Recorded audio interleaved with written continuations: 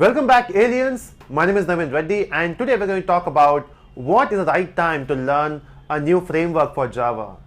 Now, I got this question for a long time on YouTube, on Facebook, that when should we start learning a framework? I mean, how would you know that you know enough of core Java to start learning framework?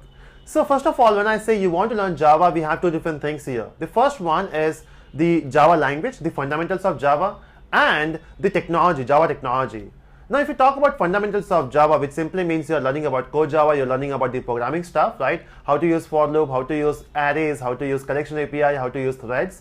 Then, once you complete the core Java stuff, okay, when do you know that you have completed core Java? So once you complete threads, collection API, then exception handling, then working with regex or socket programming. So at that point, you know, okay, now you know core Java. So what you want to learn now is the advanced part, right? The Java technology. Now in Java technology, we have Java Web Technologies, which is Servlet JSP, right? So you can learn Servlet, you can learn JSP. Now, why do we need Servlet JSP? Is because if you want to make a website, right? Let's say if you want to make a dynamic website, of course you need Servlet JSP there. So we require core Java because those are the fundamentals. If you want to build website, if you want to build a dynamic website, of course you have to learn Servlet JSP, right? But in Java, we have lots of frameworks, right? Now, if you don't know this framework is basically a place where you will get all the ready-made stuff. It will give you a design pattern. Of course, right, if you want to be a good programmer, you should be good with design pattern as well. You should know different design patterns available in Java. We have factory design pattern, we have a creational design pattern in that, we have factory, we have abstract factory, right? Then we have behavioral design pattern. So if when you build a project, you have to make sure that you are using design patterns. And when we use a framework, it will help you to do that. Now for web technologies, we have Struts Framework. In fact, it's an old framework, but then we were using Struts Framework before. If you want to go for database, if you have an object, if you have a database, if you want to connect this to, we have Hibernate Framework. Then we also have a Spring Framework. Now Spring is one of the best framework available for Java now. So if you want to learn one framework using which you can do everything, you can learn Spring. Example, in Spring, we have different modules. We have Spring Core, which deals with core Java.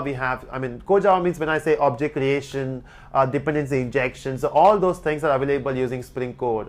Let's say if you want to make a website, using Servlet JSP, you can also use Spring MVC. So Spring MVC provides you a framework you can learn, you can use that. In Spring, we have Spring ORM. We can connect Hibernate and Spring together, right? It's a very big framework. So if you want to learn a framework now, the best one would be go for a Spring Framework. But question arises, how do you know when to start learning Spring Framework?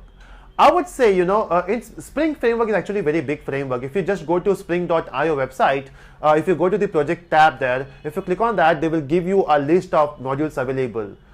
Do we need to learn everything? Of course not. You should not learn, you don't need to learn all the available modules in Spring. But then there are some basic modules which you have to learn. Example, Spring Framework, which includes Spring Core, Spring MVC. Yes, you have to know that. We have Spring Boot now. In fact, if you learn Spring Boot, it will make your software development experience very, very easy. The thing is, when you build a project, there are lots of stuff included, right? You have to create a project structure, you have to add dependencies. Yeah, those are a lot of things which you have to do. Even you have to configure the application. You can do all those things with the help of Spring Boot. Okay, but again the question remains when to start learning this. So first of all, out of all these modules, you have to select which modules you have to learn. Example, if you want to learn only Spring Core, where you have to use dependency injection, what you can do is learn core Java, threads, exception handling, collection. Once you do that, you can go to Spring Core. Okay, so first complete core Java till threads, and then you can jump to Spring Core. So now what you know is you know core Java and you know Spring Core, and luckily I do have videos on Spring Core on YouTube.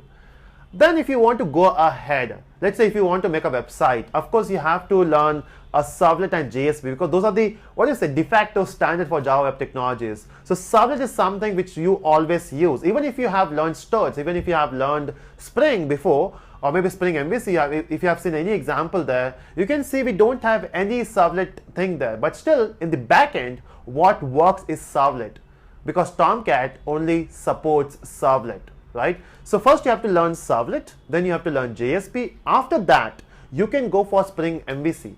In fact, you can also learn Spring REST.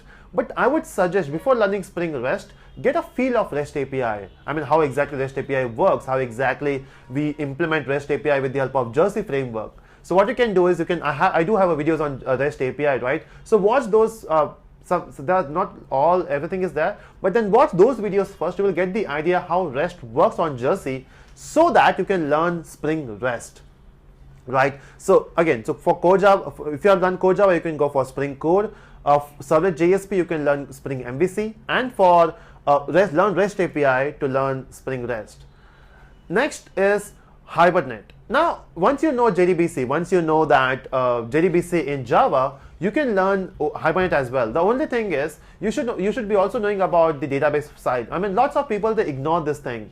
They think we are programmers, we don't need to have a knowledge about programming or database, and that's not the case. You should know database as well. So you have to improve your skills on database. So once you learn Core Java, once you learn JDBC with database, of course you should be knowing, then you can learn Hibernate. Now, once you know Hibernate, what you can do is you can implement Spring ORM, right? So once you know Hibernate, so once you know Core Java, once you know JDBC, once you know Hibernate, you can go for Spring ORM, and you can connect Spring application with Hibernate application. It will be an awesome thing.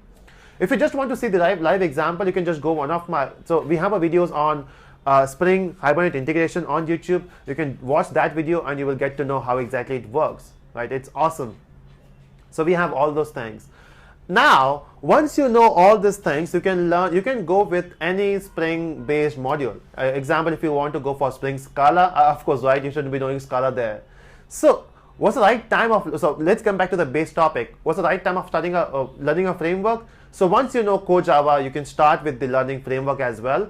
And if you want to learn Spring MVC, you should know Servlet JSP as well. So that's how it goes. Okay, now can we learn Spring framework without learning Core Java? We can try, you know. In fact, I was thinking about this to make a video for those people who don't even know Java. Can you learn directly Spring framework? Because I mean, of course, when you join a company, you have to work on Spring framework. So can we learn Spring framework without Core Java? We can try. Okay. So I'm thinking about making a series. I mean, not now. It will take some time, where I will teach you Spring Boot. Okay, because Spring Boot is damn easy to work with, and without having any Core Java knowledge. Let's try with that. You can also learn Spring Boot MVC without knowing Servlet JSP. Again, we'll see that how it works. Okay. So the basic thing is, if you want to when to start learning framework, once you know Core Java, you can start with any framework. If you have any more questions, let me know in the comment sections. And I hope you enjoyed this session. Do click on the like button and do subscribe.